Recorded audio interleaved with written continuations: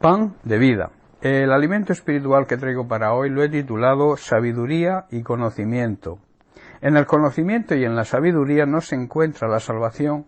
La salvación se recibe por la fe en Jesucristo, pero sí son necesarios este conocimiento y esta sabiduría para saber cómo debemos andar por esta vida después de habernos convertido. Existen muchas personas que tienen una gran sabiduría y grandes conocimientos intelectuales y humanos. Hay otras personas incluso que son grandes conocedores de la palabra de Dios y quizá puedan llegar a ser grandes teólogos, pero su conocimiento es solamente mental o intelectual y por tanto no están convertidos. El problema radica en que ni los unos ni los otros tienen verdadera sabiduría y verdadero conocimiento divino y por tanto no han dado el paso de fe en Jesucristo que les pueda conducir a la salvación. La sabiduría verdadera, la sabiduría divina, solo se encuentra en Jesucristo, solo se encuentra en su palabra. En 1 Corintios capítulo 8, versículos 1 al 3, vemos a Pablo exhortando a la iglesia. Dice el versículo 1 en su segunda parte: sin embargo, mientras que el conocimiento nos hace sentir importantes, es el amor lo que fortalece a la iglesia. El que afirma que lo sabe todo, en realidad no es que sepa mucho. Y el verso 3 dice: pero la persona que ama a Dios es a quien Dios reconoce. Veamos, porque existen varias connotaciones en estos versículos, vamos a analizarlas. La primera es que el conocimiento envanece, o sea, nos hace creernos importantes, pero el amor edifica, el amor restaura, el amor da fortaleza a la iglesia. Jesús dijo en Mateo capítulo 23, verso 12, pero aquellos que se ensaltan a sí mismos serán humillados, y los que se humillan a sí mismos serán exaltados. Dicho en un lenguaje más actual, dice, porque los que se creen más importantes que los demás serán tratados como los menos importantes, y los que se comportan como los menos importantes serán tratados como los más importantes. Esta es la importancia de la humildad en la vida de un creyente. Para Dios, la humildad es de suma importancia. La segunda connotación es que aquel que se cree saberlo todo, la realidad que es que igual no sabe cómo debería saberlo. En Colosenses capítulo 2 vamos a leer algunos versículos donde Pablo declara, verso 3, en quien, se refiere a Jesucristo, están escondidos todos los tesoros de la sabiduría del conocimiento. Verso 4, y esto lo digo para que nadie os engañe con palabras persuasivas. Y ahora vamos al versículo 8 que dice, mirad que nadie os engañe por medio de filosofías y huecas sutilezas, en otra traducción dice disparates, según las tradiciones de los hombres, conforme a los rudimentos del mundo y no según Cristo. Y en el versículo 9 Pablo declara, porque en él, en Jesucristo, habita corporalmente toda la plenitud de la deidad.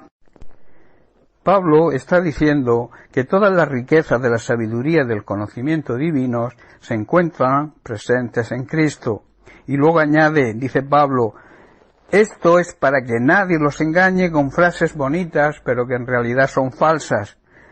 Y vuelvo a hacer énfasis, tengan cuidado, no presten atención a los que quieren engañarlos con ideas y razonamientos que parecen contener sabiduría, pero que solo son enseñanzas humanas.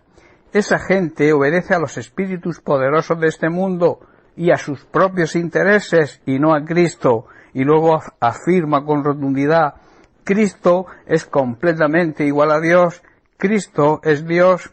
La mayor sabiduría y conocimiento de este mundo jamás podrá superar la sabiduría y el conocimiento que viene de Dios. Como he dicho antes, debemos aprender de Jesucristo, que es Dios, porque en Él, en su palabra, se encuentran todo el conocimiento y la verdadera sabiduría, la sabiduría divina. La tercera connotación es que la persona que ama a Dios es admitida, es aceptada como legítimo hijo de Dios, porque Dios le reconoce y ve en él sus propias cualidades. Pablo por eso exhorta a los corintios y les dice, pero el amor edifica. Les estaba enseñando que para hacer la voluntad de Dios, que para obedecer su palabra, también se necesita algo más que conocimiento. Es necesario el amor, ese amor que nos va a conducir a obedecer a Dios y a hacer su voluntad y no la nuestra. Si de verdad amamos a Dios, ese amor nos va a llevar a obedecer y a agradarle en todo, y que se pueda sentir orgulloso de nosotros y pueda decirnos: este es mi hijo, esta es mi hija, muy amado, muy amada, en quien tengo complacencia. En el Salmo 119, verso 105, el salmista escribe: lámpara es a mis pies tu palabra, y lumbrera a mi camino. O sea, tu palabra es una lámpara que guía mis pies y una luz para mi camino. Su palabra, hermano, es como la luz que guía nuestros pasos y nos conduce por el camino correcto. En el Salmo 18, verso 28, David también declara: tú encenderás mi lámpara, Dios mío, alumbrará mis tinieblas. Dicho de otra forma, enciendes una lámpara para mí, el Señor, mi Dios, ilumina mi oscuridad. David está diciendo que Dios es como una lámpara encendida que nos hace salir de las tinieblas, o sea, nos hace salir de la ignorancia y del pecado. Por último, debo decir que tener conocimiento y sabiduría divina no debe envanecernos, creernos más importantes. La verdadera sabiduría y conocimiento divino radica precisamente en eso.